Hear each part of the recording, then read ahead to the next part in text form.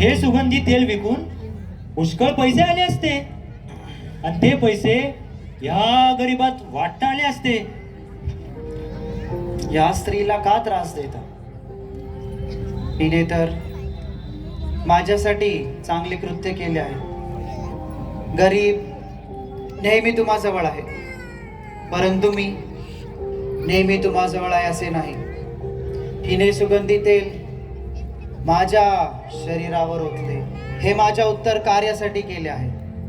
मी तुम्हाला खचित खचित सांगतो, सर्व जगामध्ये जेथे कुठेही सुवार्ता गाजवतील ते हिने जे केले तेही हिच्या स्मरणार्थ गाजवतील.